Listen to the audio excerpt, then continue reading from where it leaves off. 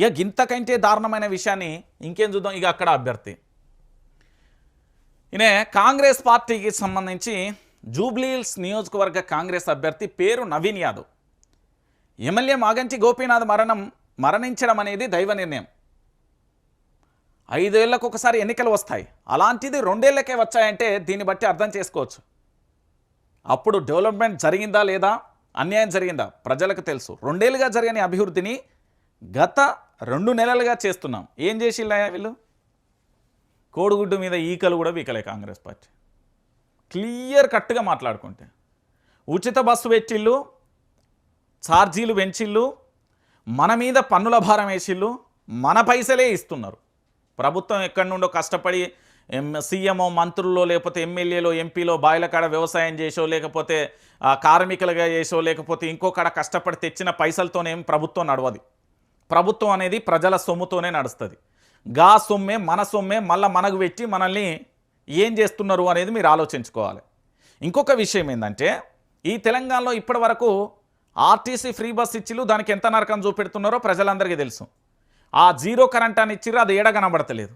దాంతోపాటు ఆ సిలిండర్లు ఏదో ముచ్చడి చెప్పిళ్ళు, అది కనబడుతుంది. రుణమాఫీ అన్నది చక్కగా లేని పరిస్థితిగానే. ఈరోజు ఏం చేసిళ్ళు? 22 నెలలుగా ఏం చేసిల్లో చెప్పాలన్నా నేను.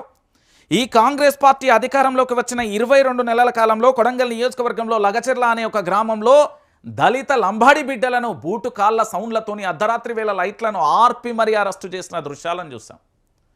అరెస్టు చేసిన రైతులను 3rd డిగ్రీ లెవెల్లో కొట్టారనే ఆరోపణలు విన్నాం. ప్రశ్నించిన పాపానికి జర్నలిస్టుల మీద అక్రమ కేసులు పెట్టి ముప్పు తిప్పలు పెట్టిరనేది వాస్తవం. సోషల్ మీడియాలో తన కళ్ళ ముందు కనబడ్డ ఒక నిజాన్ని, వాస్తవాన్ని జీర్ణించుకోలేక దాన్ని పోస్ట్ చేసినందుకు అరెస్టు చేసిన దృశ్యాలు, కంచం ముందు తింటుంటే గొర్రమని లాక్కెళ్ళిన దృశ్యాలను చూసాం.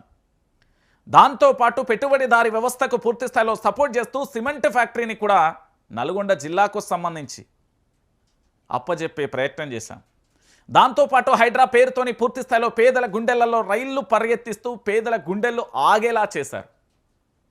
రియల్ ఎస్టేట్ను పూర్తిగా జీరో చేస్తూ హైదరాబాద్ బ్రాండ్ ఇమేజ్ని తగ్గించే ప్రయత్నం చేశారు. ఫ్యూచర్ సిటీ పేరుతోని రైతుల యొక్క భూములను లాక్కునే ప్రయత్నం. ఇంకా తెలంగాణ భాషలో చెప్పాలంటే ఇంకా తెలంగాణ రాష్ట్ర వ్యాప్తంగా కూడా